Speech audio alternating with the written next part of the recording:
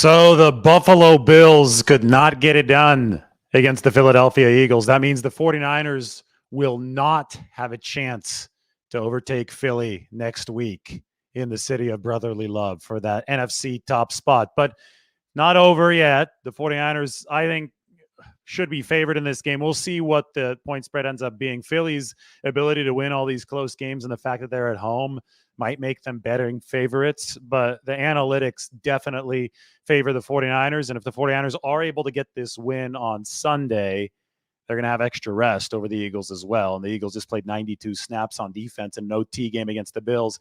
If the 49ers are able to get it done, Philly then has to go and play Dallas. So there's still a whole heck of a lot in play.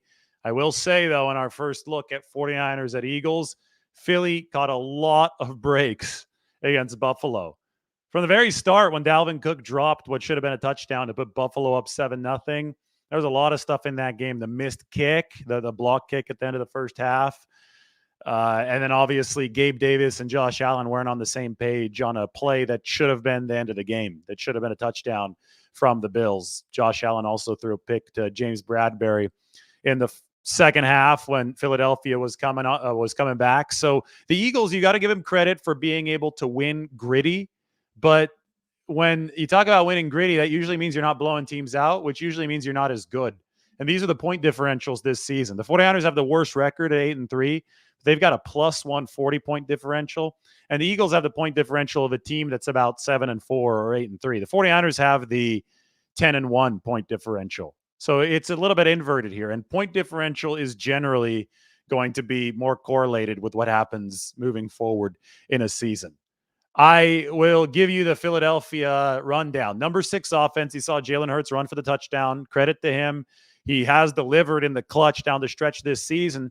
But that was, in the driving rain, that defense for Philadelphia gave up 30 plus. And to me, it looked like Josh Allen had his way with them with whatever he wanted to do up until he caused a self-inflicted error, whether it was his fault or Gabe Davis's fault on the play that should have been a touchdown in overtime. All I know is that Philadelphia did not cover it. I do know that earlier in the game, that was a clean drop from the Buffalo Bills. So Philadelphia probably is gaining the most expected points out of any team in the NFL off of drop passes, between the Kansas City Chiefs dropping what should have been a touchdown and then Philly dropping what should have been a touchdown, Buffalo dropping what should have been a touchdown against Philly. The 49ers have a chance to go into Philadelphia and absolutely restore order against a defense that hasn't been good this year. Number 17 overall, big step down from last season's top 5 defense for the Eagles. They're number 19 against the run. And I think that you saw down the stretch of this game, Buffalo, after the Josh Allen interception in the second half, they restored order and went on the go-ahead touchdown drive before Philadelphia kicked the 59-yard field goal. Buffalo ran the ball a lot. And a lot of people will say, oh, Philly, they haven't given up a lot of rushing yardage. They've given up the fewest rushing yards in the league. And that's because they're 10-1. But whenever, and so they've generally been ahead, right? But it seems that whenever they've gotten into leverage situations where the opponent can run the ball on them, the Eagles today, I saw it against the Bills, the Eagles have let up their share of yardage on the ground. I don't think their linebackers are great, and I think their pass rush, which gets on the quarterback maybe quicker than anybody else in the league, I think that they're hunting for QBs. So I think that the run game can make some hay against Philadelphia. That potentially is a matchup that the 49ers can thrive with. And it's probably one that they have to thrive in, especially if it's raining. They need to diffuse the Philadelphia pass rush in this game coming up on Sunday. But there are definite fracture points for the Eagles, who, again, put this up one more time. A lot of people are joining. The point differentials, I think, tell you the start of the story here. The 49ers are coming in here as the juggernaut. The Eagles, they're the team that has the better record right now. But the 49ers have had more explosiveness, more firepower. It's going to be a hell of a game. It's probably going to be something like the game that we would have seen last season had Brock Purdy not gotten hurt just a few throws in. Big question for me is, how will the 49ers pass rush Jalen Hurts? Because today, Buffalo, and I thought that it worked for part of the game, especially at the start, until the Eagles got patient, figured it out. But Buffalo was running a really disciplined pass rush to where they were letting up. They weren't pinning their ears back and getting after Hurts because they were afraid that he was going to take off and run. So they were kind of closing the pocket, but doing so while sacrificing some explosiveness in their legs on the pass rush. I don't think that you can tell Nick Bosa and Chase Young to sacrifice going all gung-ho against the opposing offensive tackle, especially since Philly might have a key injury up front. Lane Johnson didn't play today, their right tackle. I think that the 49ers are going to be rushing hard, and it's going to be up to them to make sure that those very aggressive pass rushes are disciplined. This is going to be a titanic matchup. It's a really good Eagles front against maybe the best 49ers defensive line of all time. You're going to have a piece coming out on that this week, just kind of measuring it against the 2019 team. And I think that you don't want to neuter your pass rush the way that Buffalo did.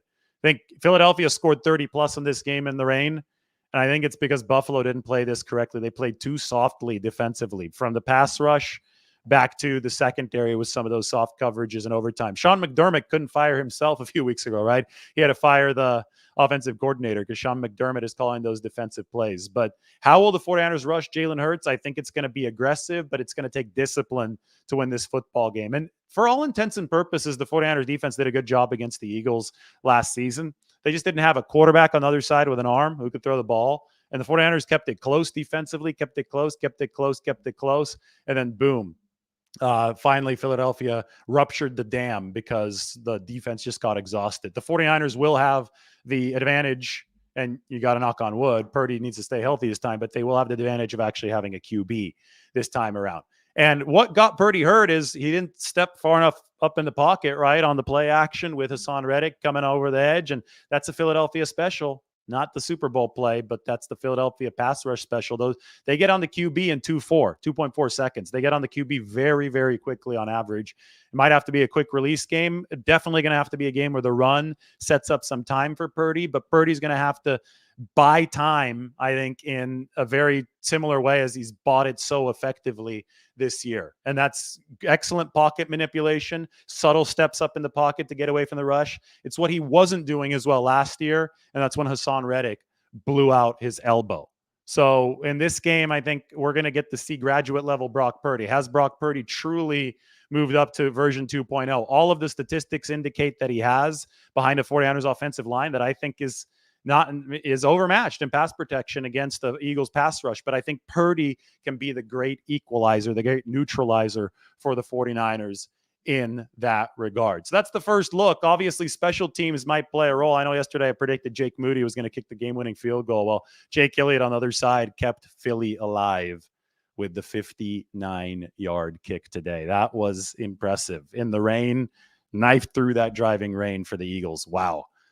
Sure, frustrated 49ers fans, but the season, I don't want to say it's young. There's still football left to be played, and the 49ers can put a dent into Philly's lead in the standings. After Philly, they've caught a lot of breaks. I mean, if you look at the Bills and the Eagles, inverted teams, right? The Bills have outscored teams by 100 plus this year, but they can't finish these tight games.